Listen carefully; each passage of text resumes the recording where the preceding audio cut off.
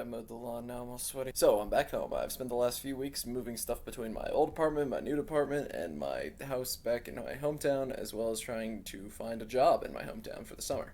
Now, I planned to work at the same movie theater that I did in high school, but it's closed, and I'm not sure it will ever reopen. I was actually thinking about why I wanted to reapply to the theater in the first place. That job made me miserable. It was hard, I worked late, it was just a mess. Like in my junior year of high school, I had to take an early class, like 6:30 in the morning early, to get enough credits to graduate. This is the same time that I worked at the movie theater, and the theater wouldn't start closing until 11:45, and it could take anywhere from like 1 to 3 hours. So I'd get home on average around 1:30 in the morning, sleep until 6, and then get up, go to school until 3 in the afternoon, and more often than not, go right back to the theater an hour later. It was very unpleasant, and I would say that that period of my life was probably like the second most miserable I've ever been. But it's interesting the hold that like terrible jobs have on you. Like, okay, I hated the job, but I was really good at it. I knew how to fix the icy machine, and I was the best in the place when it came to closing. Closing the concession stand was the hardest thing to do at that job, and I was, as attested to by the manager, the best at it there was. And I took pride in it. I hated it, but I was good at it, and I wanted to make sure that everybody knew it. But thinking about why I wanted to reapply to a job that I hate, I'd say a not insignificant part of it is just simply the fact that, like, I wanted to return to being really good at something. Like, I can clean a popcorn popper faster than anybody I know. Probably faster than anybody you know, too. And the thing is, unless I work as a wage slave at a movie theater, being good at cleaning a popper is literally worth nothing at all. That's the hold that terrible jobs have on you. I knew exactly how the closing managers would want the back line to look. I knew exactly how to clean and shut down everything fast and well. I knew the things that the managers would let slide and the things they wouldn't. I knew where everything was and where everything needed to be. I knew everything about that job and how to be good at it, and all that knowledge is less than useless in any other context at all. But in any case, filling out applications and stuff for new jobs has got me thinking a lot about the jobs that I've had throughout my life, and boy, I have had a couple. I guess my first job wasn't really a job. It was like a week-long volunteering thing that I got paid for at the end. It was like this weird daycare thing for kids where they bring like old VCRs or whatever and take them apart and try to figure out how they work or something. I don't really know. I wasn't paying attention. I was getting paid to do what the bosses said, so I did it. Now, this is being held at a school in like a rich neighborhood. It was like a couple of years after the PS4 came out, so some kid brought in a PS2 to disassemble. And that messed me up. Now, a huge part of the reason my brother and I played older games as a kid was because they were cheaper.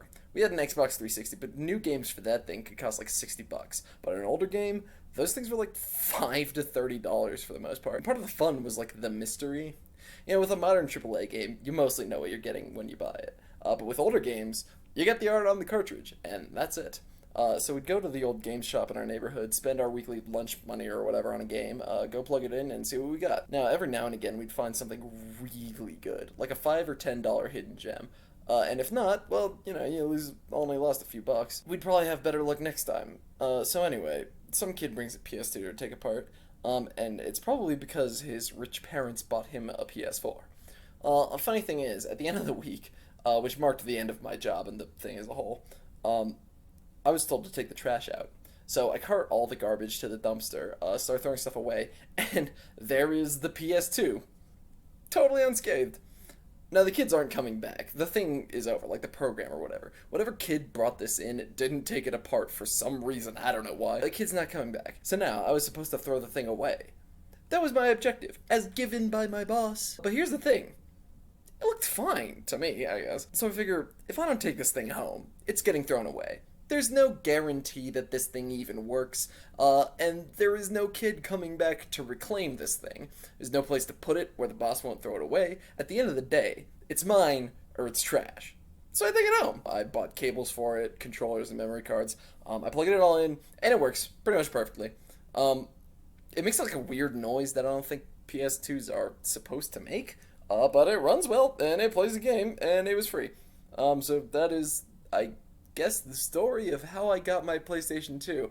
I didn't think this video was headed in that direction, but that is where we have ended up. Also, this video is already running a little long, so I'll wrap things up. I did try something a little different in this video. Rather than talking strictly about game design and tying it back to some larger theme, I just told a story about my work experience. Let me know in the comments if you liked this better or worse or just, the same, or if I should keep doing videos like this or just stop making videos forever. A couple of things I want to mention before I finish up here. Firstly, yeah, I changed my little avatar guy.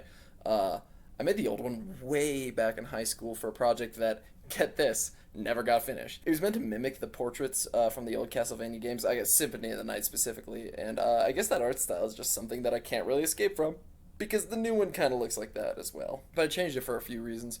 This one is more versatile for one, and I can use it to display more like moods and emotions in my videos. The second reason is just that I don't really look anything like this anymore. I grew my hair out. Honestly, though, I never really looked like this in the first place. Which brings me to the third reason, which is that this is an imitation. I was trying to mirror someone else's art style, whereas this one is a little more along the lines of my own style that is sort of developed and evolved out of the many other pixel art styles that I've adopted and used along my journey in making games.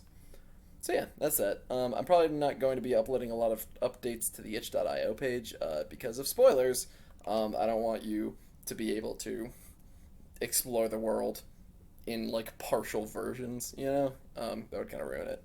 But if I can workshop the version available on itch or change it to like test one specific thing and get you to give me feedback on it, I'll mention it in a short video accompanying the update. So yeah.